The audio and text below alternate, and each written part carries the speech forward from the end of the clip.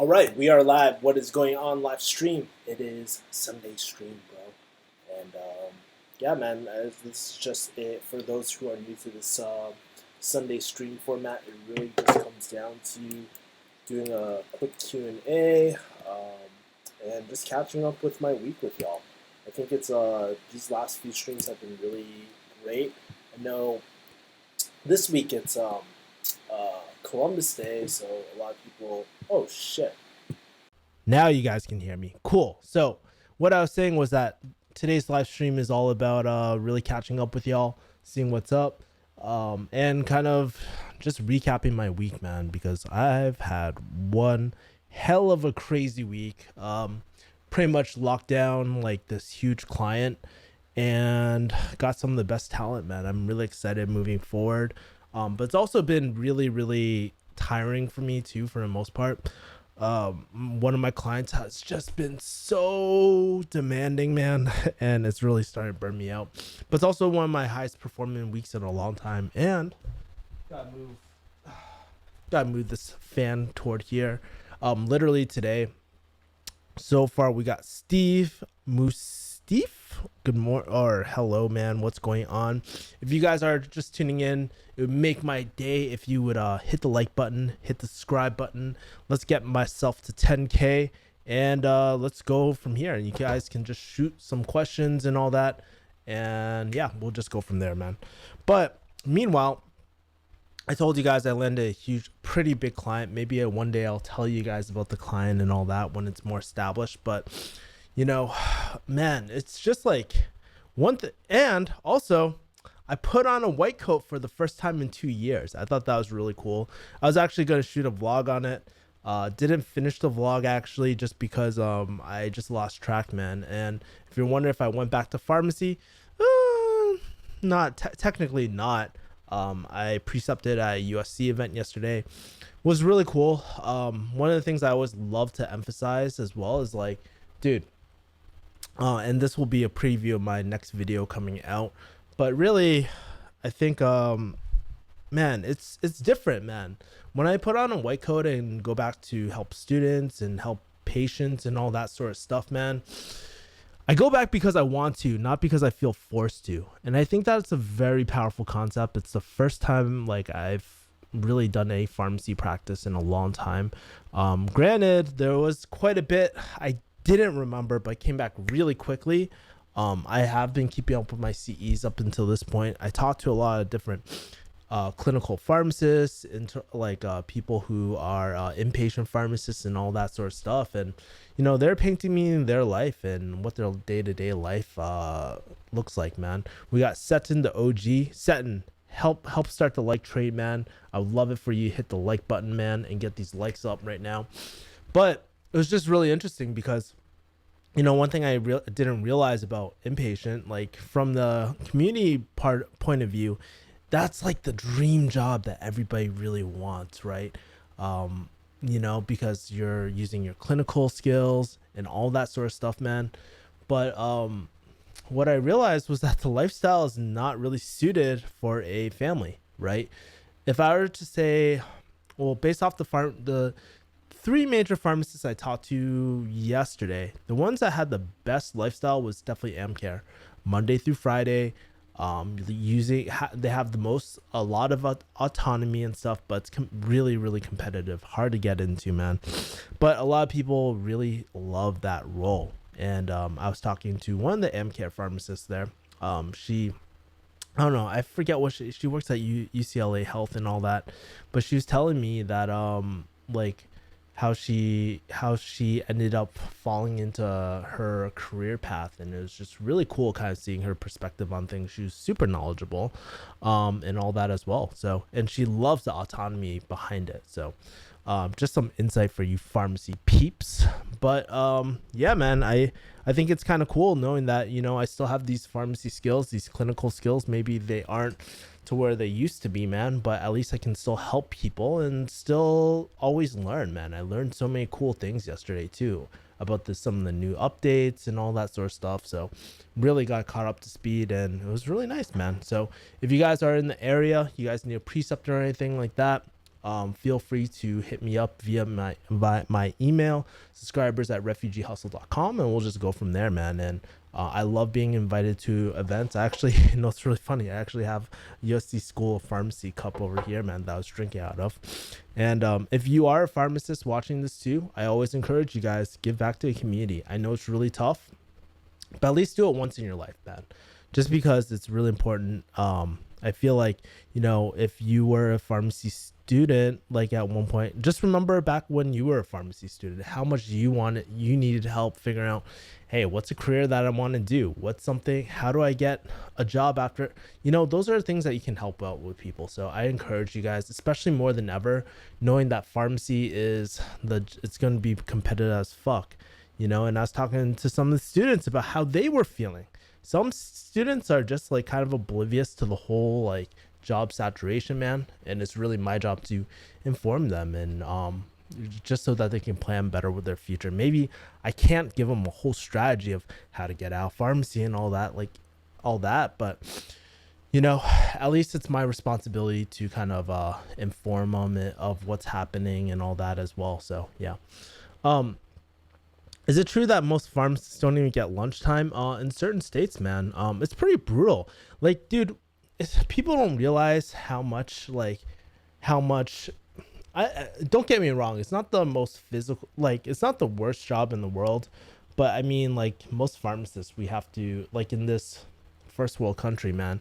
And AZ, hit that like button. Continue that like train, bro. You're part of the OG crew, but. Yeah, it is true sometimes because sometimes you have to it's so busy that you get caught up, and most pharmacists, they feel just obligated to help out our patients when it's like, dude, we need to take care of ourselves too. We can't help our patients if we're dead or if we're hungry as fuck or anything like that, man.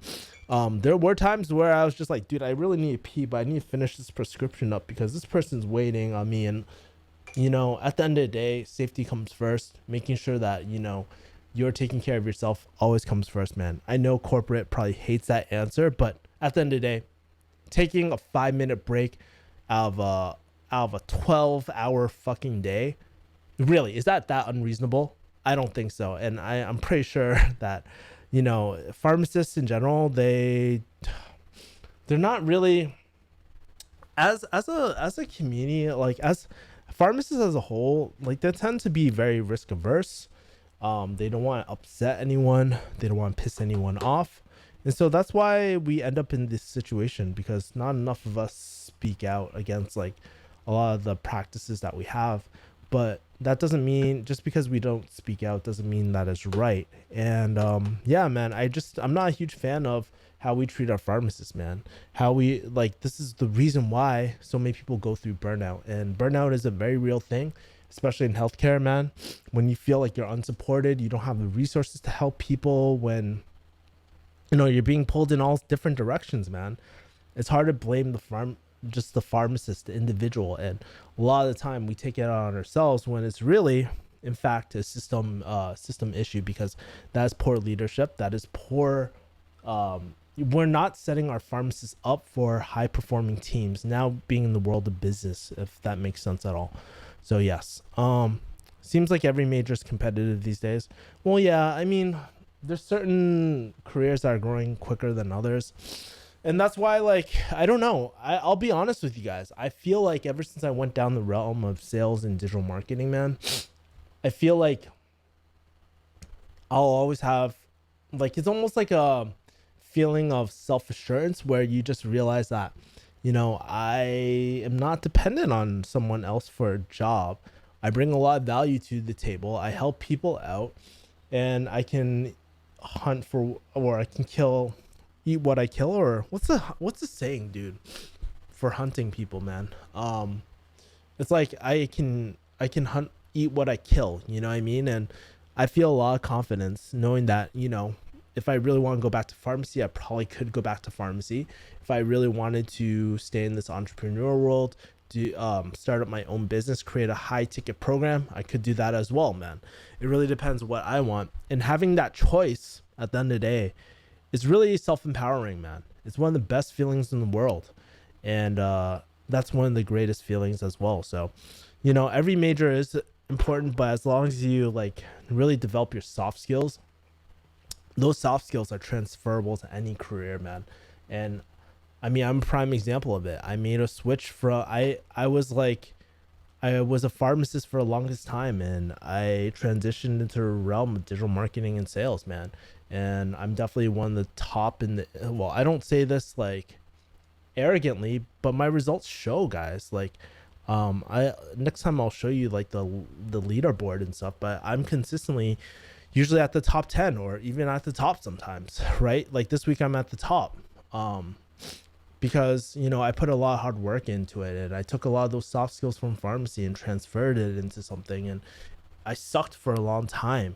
And so I hope it shows you that it doesn't you don't have to go down the realm of digital marketing, sales, or start up your own business and stuff. You can always transition. It's never too late. So as long as you're willing to put in the work, really do some things that you're uncomfortable with, because way too many times I see so many pharmacists who are not even pharmacists, people who are just stagnant, who just want to keep on going the way they want to, but they want all the change in the world. And we all know that it's freaking crazy that if you're expecting changes without making any changes, man, you're insane. Nothing's ever really gonna change, and life chooses for you sometimes. All right. Whenever I hit the like button, it always goes up by 2. So strange, lol. What is your strangest wormhole? Got 1 dislike. Woo! It's okay. Engagement is engagement. Hagao, I see you on the stream. I would love for you to hit the like button, son, and that would be great. What is the strangest wormhole you've gone down on YouTube? Any favorite channels? Favorite channels. So recently I found this girl. Her name is Jay Lu or something like that. I found her this morning. She was really cool because I've actually been looking into improving my Cantonese and stuff and watching a lot of her content. And she speaks 5 different languages. I thought that was cool, but I wouldn't say that's my favorite YouTube channel. Obviously I watch a lot of Joe Rogan. I watch a lot of Teach Me Grappling for Jiu-Jitsu. I don't really watch that many entrepreneur channels, honestly. I used to love I love gaming channels, to be honest with you. I especially like the Fallout series, watching people play that. What else? But wormholes, like theories and stuff. I'm not gonna lie, I did I did like one day I saw Eddie Bravo and what's his name? Brian Callen, or I can't remember his name. But they were on Joe Rogan and they're talking about Pizzagate, so I actually like Googled it for a second and went down to that. But for a long, I don't know, man. There's so many different things I love. Like just love learning about history and all this sort of stuff. I've some of the darkest stuff is like, how do you prepare dead bodies, man? Or what is the process behind a funeral home? Especially after my dad passed, I was just always very curious, So I go down that route. And so I found like a more one of those funeral director channels and stuff, and I thought that was really cool. Kind of dark, but I thought that was really cool. Any thoughts on CPJE scores getting invalidated? No thoughts, man. I actually haven't been keeping up with the whole thing. I just know that it's a really rough time for a lot of new grads, because not only is the job market tight, but for all those people that were waiting, to be pushed back with with the whole cheating scandal, or how did they put it? They didn't say it was directly cheating, but compromised, right? Man, it's I'm not feeling too hot, man, and I think it sucks. It sucks. It's the way it is. I think about it from the California Board of Pharmacy, and really, I mean, it's their job to make sure that whoever we license, then we make sure that it's their position to really protect the state and making sure that the pharmacists know what they're doing, I guess, right? Or it could be another revenue stream, to be honest with you. Who knows, man? But I don't really have any thoughts. I just feel really bad for all those new students, man. Nice posters in the back. Thanks, bro. I actually did not funny thing, I actually did not make any of these were gifted to me, so yeah, thanks, man, appreciate it. Do you believe in do you read the Bible or believe in God? I've read the Bible before back in high school, but honestly, I'm not religious at all, to be honest with you. I think it's really important to understand like three major religions for most part, right? And understand like the how people live or what people believe. I've read passages, like I've read translations of the Quran and stuff like that, and I have a pretty good understanding of a very high level. Obviously, since I don't practice right any of those religions. Like but I know the main differences and how people live and stuff like that, like as well. So I think it's really important to understand where people are coming from. But no, I don't. I'm not. I'm like agnostic at the end of the day. I really don't know. Um, didn't know that you used to play games. Haha. Well, AZ, fun fact. I used to play games all the time, man. I used to play a lot of Counter Strike. I used to play a lot of Warcraft. I used to play some D2, Diablo 2, and all that. Back on 56K, man, that really sucks. So I never got into StarCraft heavily. But I used to love like tower defense games and stuff like that, and like old school Fallout games and all that, you know. So that was really cool. Um, Single life in your 30s topic I love to hear you speak on. Oh, we got a lot of questions. This is fucking awesome, bro. Guys, if you guys are going to ask a question, I would love for you guys to hit the like button too and improve this engagement of this YouTube channel. But single life in 30s, man, I honestly love it, man. I think like especially for, I can't speak on behalf of women, but honestly as a man, like you get to explore so many different things. You get to focus on what you really want. For the first time in my life, I actually feel like I'm working toward my vision, and I have a lot more clarity about my life, about what I want to do and what I don't want to do. I think that's really important because discipline isn't always based off of doing things. It's also having the abilities or having the discipline to say no to shiny object syndrome and all that as well. But honestly, like I love the period of life I'm in. If I want to go travel, I go travel. If I want to do jujitsu, I can go do jujitsu. It's really up to me. It's almost like choose your own adventure. And I was talking. What was interesting was I was talking to this 36-year-old. He just got married. He's thinking about kids, and he was like, Kevin, like he's a pharmacist too, inpatient pharmacist. He's like, Kevin, there's really no rush to get married and do all that sort of stuff, man. And especially if you're not really religious either, it really doesn't really make sense for you to get married and all that. And that's my opinion. I've talked to enough people by now through my closing calls and stuff where I've seen people's lives torn apart through marriage. It's another monetization stream for the government and all that. It's not like, dude, it's crazy how much people lose. So, like they lose crazy amount of money to the courts.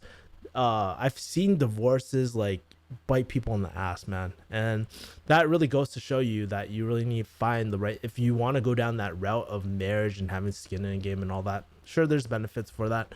You just really need to do your due diligence and try your best. But here's the thing about marriage, man, and how I feel about it. Human nature always changes. Things always change, man.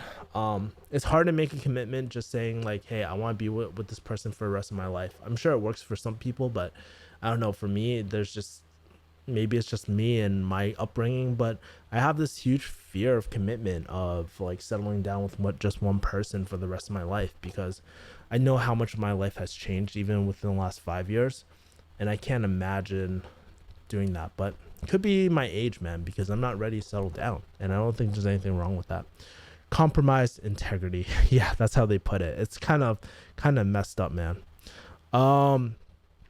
Yeah, I don't know, man. It's a tricky situation. We got 6 likes, 13 people, 7 people haven't liked or disliked this video, man. I don't care. Just do something. Comment below too. While I go through all the questions, I'm gonna speed up because we got a lot of questions. I'm pretty behind. High ticket program, HTC program, high closing ticket. What the? I don't know. Steve, you gotta ask a better, more specific question. I don't even know what to comment, man. Any tips on staying strong during prereqs? You know what I will do, Ethan? I actually have a video on prereqs and stuff, man. But try not to be so disheartened by it. It's really not the end of the world. I did a lot of my prereqs at a community college too, so just focus on.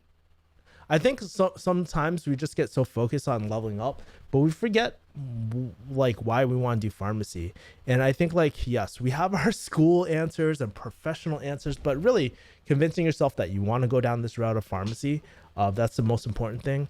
And prereqs, if you're struggling or anything like that, one step at a time. Don't think too hard into it. Just tackle one thing at a time. So if you suck at organic chemistry, maybe get a tutor, maybe analyze for a second, just stop yourself for like 10 minutes and just being like, dude, why am I struggling so hard in this class, man? So tell me a little bit about more of your situation and we'll just go from there, bro. Hey, Kevin, I wondered, what is your favorite thing to draw if you do? You know, it's really interesting. I used to draw a lot of Star Wars stuff and like Zelda stuff when I was young, and Dragon Ball Z. I used to draw Pokemon all the time too. So I used to love doing that. Haven't really drawn in years, man. I actually, what's interesting was that I bought this coloring book that I haven't even touched. I bought it after my dad passed, but I haven't really colored in it or anything like that and all that. So maybe I should bring this out and just relax a little bit more. But yeah, man, that's a great question, man. It's been forever since I drawn. HTC program, high ticket. That's how I found you yesterday.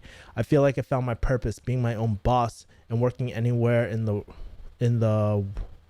world, closing on the phone, using laptop, a lot of money with the passion. I need a great advice, my man. Give me a broad idea about the network marketing. Well, honestly, I mean, it is all that sort of stuff, man. I can be wherever I want and whatnot, but I do feel like there's a world outside Danlock where people just get so caught up within the Danlock ecosystem where they forget their original vision, man. The whole original vision is to live that rich life, to have a remote income, to have impact that is scalable, both that is financially and on a social level, right? Making sure that I'm working on cool creative challenges, and really working with the hustle part, the homies, making sure that I work with people that I love, that really inspire me. And it's really, closing has allowed me to do that. And yeah, man, it's really a great feeling. But as far as like getting in the industry, man, like really go outside the Danlock ecosystem and just start closing. Experience is the most important thing. No matter what anybody says, it's going to be really like nothing can replace experience. Sucking, you're going to absolutely suck and all that as well. So that's really important. Let's see. If you could interview anyone on earth, not including Joe Rogan, who would you interview? That is a good question. Oh man, I don't know, man. I love Joe Rogan. I think Jocko Willink would be really interesting to interview, just because he's so hardcore. I would say Gary Vee would be pretty cool too, man. Just because I feel like Gary Vee, he's a really cool personality, and at the same time, he's very grounded in his family values and stuff, and he has that potential balance, right? Those are the type of people I like to gravitate to. People who are just genuine good guys but have a huge brand, and they're really known for kind of being balanced. Those are the type of people I really like and tend to watch a lot more, right? So yeah. Of slow. Hey Kevin, I wondered, oh sorry, let's keep on going. Would you like to be a guest on JK News? I mean, if Joe or Bart asked me to, I'd be totally down. But, you know, at the end of the day, I mean, yeah, that would be cool. But yeah, they just never asked me or anything like that. Give me a broad everything that I need to know. Man, I don't even know where to begin, man. You're asking me to condense all the journey that I've been in 2 years in one sentence. That's not gonna happen, bud. So yeah, what's your favorite place to go, including China? I think my favorite place to go right now is actually Hawaii. It's just so chill and mellow, man. I love it. I actually recently visited Dallas. I love that place. That place was really, really cool. Had a lot of fun like going there and chilling with some of the best closers in the world, and just seeing my friends Zach and Tom, man. Another place I love is actually Hong Kong, right? Just because man, like it just holds a special place in my heart. Really tears my heart to see that it's in so much chaos right now.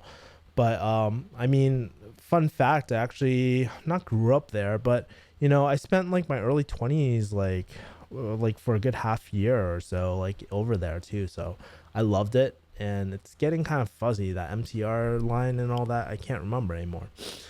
JJ says, "Hello, I'm in pharmacy school. Any tips to becoming a pharmacist?" Man, it really depends where you want to go, where you're struggling, man. Need a little more information, but feel free to leave it in the chat, and I can help you a lot more. Congrats. My mom works in a pharmacy, too. Awesome. High Ticket Closing by Dan Locke. What do you think? Please, is it a life changer? It was life changing to me, but honestly, if you're coming in with that mindset of being in one course and having that change your life, you're in for a huge disappointment. It's what you do with the information once you're presented it, and if you'll implement whether it'll change your life or not. For me, it completely changed my life, because if you pitched me before like, hey Kevin, you're gonna do high ticket sales and not do pharmacy anymore, I wouldn't have done it, right? But like Dan Locke really helped me transition into that role, and really add on to my digital marketing knowledge and stuff. He helped me get really into the industry. He was the one that gave me the confidence to go to clients. But was he the only person that's really influenced me? No. I work with some of the best closers in the world, like Ty Lopez's former sales manager, people who I've worked with, all these top industry people that you see, any top influencer or top YouTubers and stuff that have a high ticket offer, like they've worked with them, and they're just like they've worked with Russell Brunson and all that sort of stuff too. And I'm like, wow, those are the people I'm really learning from, and I think it's amazing, man. So that's what it's opened up for me. But as for you, I can't really say, because it's it's different for everyone, right? If that makes sense. Kevin, need advice for a 20-year-old? Well, shoot what you need help with, smuggle a vid, and maybe I can help you a little bit more. Sorry to hear about your dad's passing away, says Steve. Hey man, it happens to everyone. But I think it was the real motivation for me to make a change in my life, and to not just settle for just staying in pharmacy all the time, man. So I really appreciate it. I mean, sometimes I think about my dad. I go visit my dad every single time I'm back in Boston, but I just hope that he's really proud of me, man, looking down. And even though we've been through a lot of rough times and a lot of shit together, man, it's weird. I appreciate him, because everything that we went through, that he put me through, that all that kind of childhood stuff that I went through, man, it really shaped me into the person I am today. And I'm not saying like I'm the final form of Kevin Yee, right? But it really just, because of those things that happened, it really forced me to get better and better every single day, if that makes sense, right? What's the worst part about dating? For me, it's expectations and the inability to meet them. I think honestly, so keep in mind, I don't really date that much, to be honest with you, but I would say the worst part about online dating is just that it's so based off so much superficial shit these days, bro. Like, I don't know, man. Like apps like Tinder and stuff. Yes, I know people have found their like the one and stuff through Tinder and shit. But the truth is, think about it like this: if you're only basing someone based off looks, which is also really important, you have to be attracted to a person. You're in for a rude awakening, and that's the first criteria of your quote unquote funnel of finding a partner in crime, man. You're in for a rude awakening, because it's you could be physically attracted to someone, but if you guys don't click on the inside, you guys don't have the same values and all that, it's just a poor foundation for a relationship. I think it should be both, right? You need to have both. But unfortunately, in this world that we live in, it's hard to filter people based off of like their values and stuff. Looks is really easy. It's like, hey, am I attracted to them or am I not? And I think that's one of the things about online dating. But my friends go through burnout. It's a very similar to like if you're doing sales and stuff, like talking to strokers or people who like will sweet talk you and shit, and it's just like the same thing. I see the same burnout. By the way, for those 5 people that who haven't liked this video, or if you're watching this and you're asking a question, make sure to hit the like or dislike button. Don't care which one, man. We're all human. Don't expect too much is the best I got for you. If you want to watch a video that has equilibrium of humor and business, you should watch Grant Cardone interviews Tai Lopez. I should definitely do that, man. Tai Lopez, man, he's just, I don't know, man. These gurus, man, they're all very interesting. But honestly, like people like Grant Cardone and Tai Lopez, I respect how much they apply. I respect how much they like apply their knowledge, how they're master their domain or their niche and stuff. But honestly, like people like Tai Lopez and stuff, I actually don't really resonate to. Maybe because I haven't really delved into his stuff, but I've heard he's like a real he's like genius, man. And I love the fact that he does jujitsu. But honestly, it was kind of hard, like knowing like here in my garage, like all that sort of stuff, man, it just seems kind of corny sometimes for me. So it's hard for me to take him for like legitimately. But he's changed a lot of people's lives, man. And I want to be the same in my own way, if that makes sense. Gen Chem 2 was where the issue was. Man, I've been in your shoes, Ethan. I failed chemistry before, man. And it's tough. But I would say that one of the quickest ways is like pick up one of those AP books or whatever. You can find the older one, because the fundamentals of general chemistry, they're not going to change, right? And that's one of the quickest ways to learn, by having one of those study guides. But don't rely on that 100%, right? Really pay attention, like look for all the subtle cues in your professors. A good professor will kind of subtly hint what they want to focus on. What do they spend the most time talking about? Most likely that's going to be on your exam. You know, it's not absolute, but pretty good. Like that's probably a good indication. Stuff like that. And if you're not understanding, take advantage of all the resources, man. Maybe talk to someone who is doing really, really well and reach out. Maybe it's going to office hours. Who knows, man? There's so many different things. Online dating is so much work if you really want to find the right person, says AZ. True that, man. Is marriage per se to a partner to share resources like money, time, energy to raise a child a bad idea, or numerous bad testimonials in current time that persuade one not to commit? I would say that for myself, I feel like it's I don't know, I don't want to say outdated, right? Because I know it's really important to people, but this is my opinion and what I think. I think it's kind of outdated in this time, you know? But I guess if the purpose is really to raise a child, I mean, the one key thing is that every child needs a solid foundation, man. To feel like that they aren't neglected, because this is how trauma always happens, man. You look at like top serial killers or anyone who has issues or anything, it always goes back to childhood. So maybe setting, like if you do have a child, being able to commit to pour as much love into a child, man, I think that's important. But at the same time, I'm not a parent, man. I'm single, like 31-year-old, bro. Like I don't really know that much. I think that's what I think, though, you know. Tai Lopez is the strangest dude, says AZ. Amen. Just SMG. Kevin is fine. So basically, I think I just want to hang with friends and build up my income. Would online marketing be good to do that, or what do you suggest? So there's so many. Here's the thing with digital marketing. There's so many different avenues, right? You could be easily a copywriter. You could be more focused on the sales side. You can be more of a high-level consultant. You can be the one specializing in a certain traffic source like Facebook or maybe YouTube ads. It's so broad, guys. You gotta realize digital marketing is so broad. But I would say think about it like this. Things like digital marketing, sales, all that sort of stuff, or building high ticket programs, they're basically modern day trades, right? it's basically when you're doing when you're specializing in digital marketing, you're essentially fixing people. I don't want to say fixing people's toilets and stuff, but it's very practical and it's an essential need for everyone, right? And I love it, man. And I would say just try it. Very low risk. Just see if you can get a client, see what people need help with, see if you can help people figure out those problems, and just really go from there, man.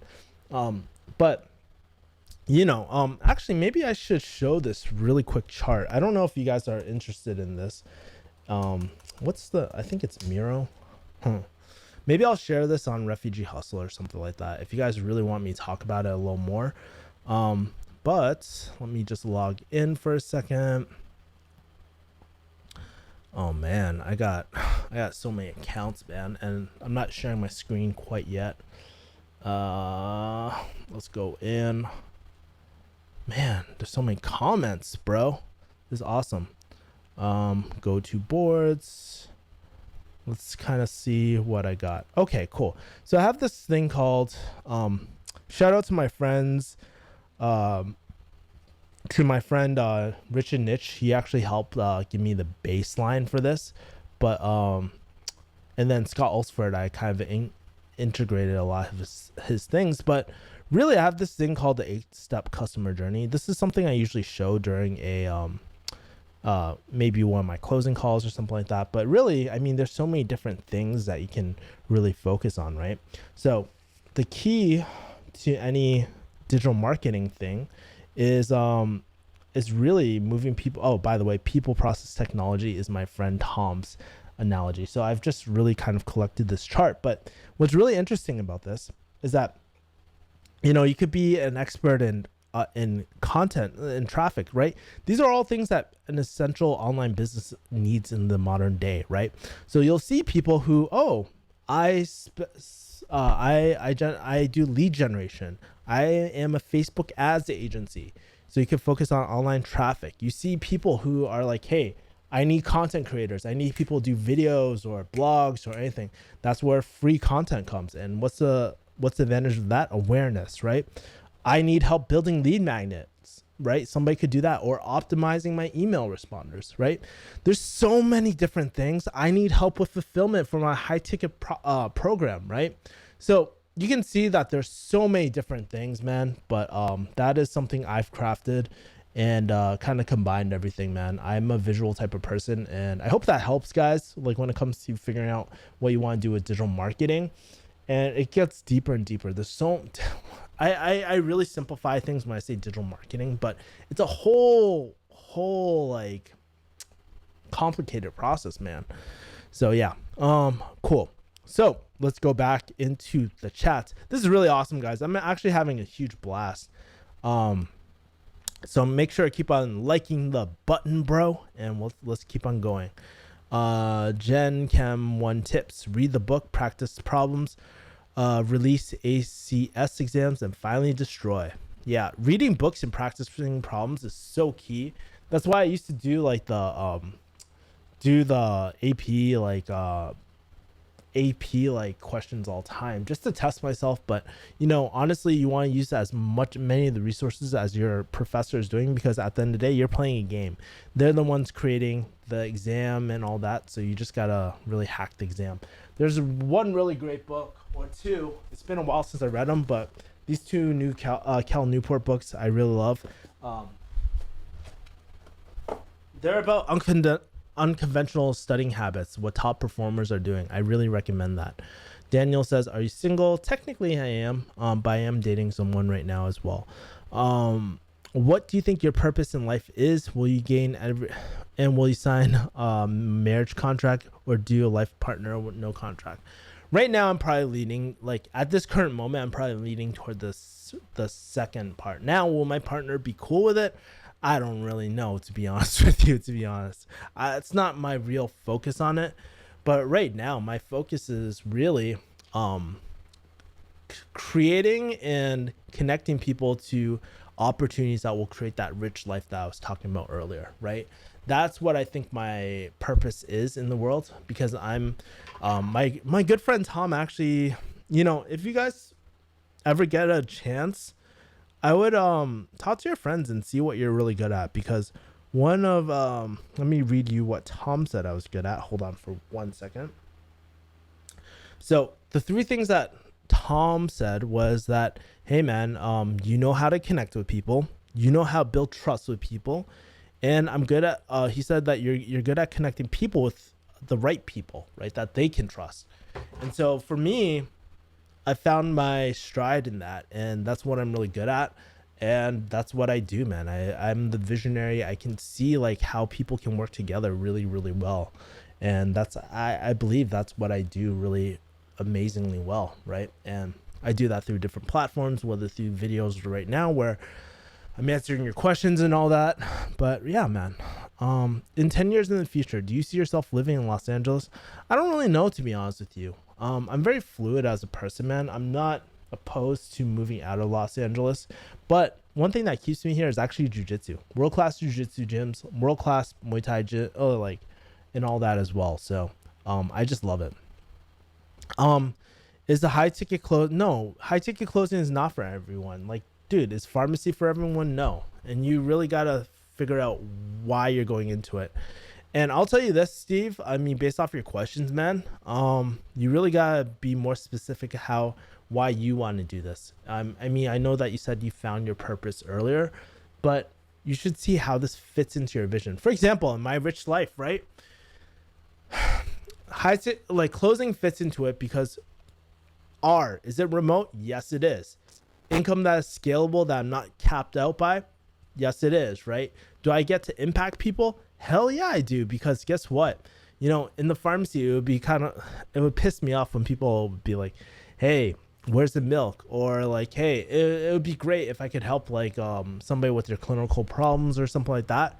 That'd be really great for that one person. But I want real longer term, more impactful interactions, right? So if I can help people, hey, figure out a way to start up their business so that they can fund their kids through college, that to me is way more impactful that I can be a part of, right? Okay, that's the second one. Is it cool, challenging? Yeah, it is really challenging sometimes. I'm always refining my process, my interviewing skills and all that sort of stuff too, right? And do I get to work with people I like? Sort of. Some clients are more pain in the ass than others, but in general, I get to work with the top closers in the world, and I'm always learning. I think that is something that's cool for me. So it satisfies all four of those things. You gotta ask yourself, how does this fit in your vision? And it's okay if you have a different vision, man. I mean, back when I was 16, my vision was, hey, how do I get a doctorate as quickly as possible? How do I break six figs, right? And if you ask me when I was 16, does closing fit in that vision? No, because I wanted a doctorate really bad, right? So you really got to ask yourself, what is your vision and how, like, there's so many ways how to get what you want to. And that's one of the reasons why I do YouTube too, because I hit those same things as well, right? On a more global, more widespread basis, right? Thanks, Kevin. Thanks, Kevin. The Gen Chem 1 to 2 transition was very much an eye-opening experience. Love that, man. The difference between high ticket closing closer program and programs like Ty Lopez, Russell Brunson, and MLM, they're all different, man. At the end of the day, it's really just a service that you're doing, right? It depends what kind of service you want to provide. Thank you, Kevin. It even helps. It helps even just a little bit is good. Thanks, bro. Another video with high business value and high humor value is Grant Cardone interviews Fred Lamb. Oh my God, really? Fred Lamb? He looks hella. How old does anybody even know how old Fred Lamb is, man? I see this guy and I see his ads and I just cringe. But he's obviously pretty damn successful. If you guys don't know who Fred Lamb is, let me pull up his channel really quick and show you guys. But I don't know. Like, I don't want to talk too much shit about him, but I just don't know him that well. And it looks like he's like pretty much very similar to like Dan Lok type of branding and stuff like that. Oh my God, where is this? It's so I don't know, man. I'm not the biggest fan of I don't watch his content. I'm obviously not even subscribed if you even look at this, right? But yeah, he does Facebook ads and all this sort of stuff. I don't know, man. His ads are just really funny. So but he basically reminds me of a mini Dan Lok. I think they're associated somehow, but I don't really know, to be honest with you, right? But that's funny, man. Yeah, check those 2 videos out. Grant Cardone interviewed Fred Lamb. Cool.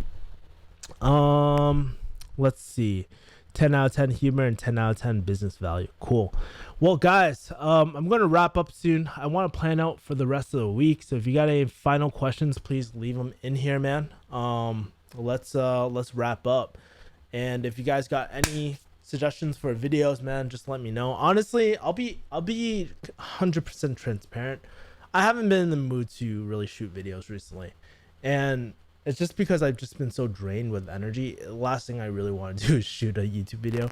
This is very easy for me. I love doing it. I think it's high value for a lot of people. People just, I don't know, love hearing my voice. No, just kidding. But I think recently I've been going through this stumbling block, right? And what I am going to start doing is just like I'm going to start kind of documenting my life again, going back to drawing board and just doing what lights me up. Because I know I'm not fucking up YouTube, but I know what it's like doing YouTube videos and just like feeling really lit up every day and wanting to do it and just post a new video up. I remember that, right? But I just don't get the same feeling. And that tells me like, hey, you know, especially for this channel, a more personal channel, not a business channel, I guess, I need to do what lights me up again, because it used to be so therapeutic to talk in front of the camera. Nowadays, I'm just thinking, oh my God, what CTA am I going to push? What am I going to, like, this and that? Like, there's 10 billion things running through my head. So if you guys have any suggestions or any topics you want me covered that you think would be really interesting, feel free to email me too, man. Subscribers@refugeehustle.com, man. Yes, of course, my passion is to give back to people once I mastered it. So my passion to make money and help people. I think that this is a great vehicle for me. Thank you very much. Well, Steve, shoot for it, man. Worst case scenario, you know, you take the program, you realize that closing is not for you. And I will tell you this, most of the people that go into closing, everybody wants to be, my friend says, like, everybody wants to be a closer, but no one wants to put in the damn work. And it's hard. This is where 90% of the people fail, man. It's not an easy career. You got to hit up some haunted houses this month. Maybe I'll do a vlog like that, man. That'd be pretty funny.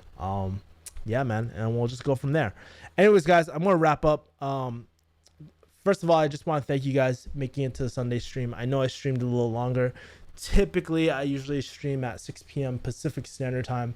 Today, I started about 7:10. But honestly, I wanted to go work out, man. Like, I needed to work out because I was just I was just like I ate some really bad food today. I ate some hamburgers and all this shit. So I just had to work out, man, and just get my weekly sweat on. But, you know, I will talk to you guys later. Have a great day and hustle on, guys. Peace, mother people. Bye. Oh, and thank you, Tefra, for Joe, man. I'll talk to Joe later, man. I gotta meet him up later this week or something like that. Should hit him up later, guys.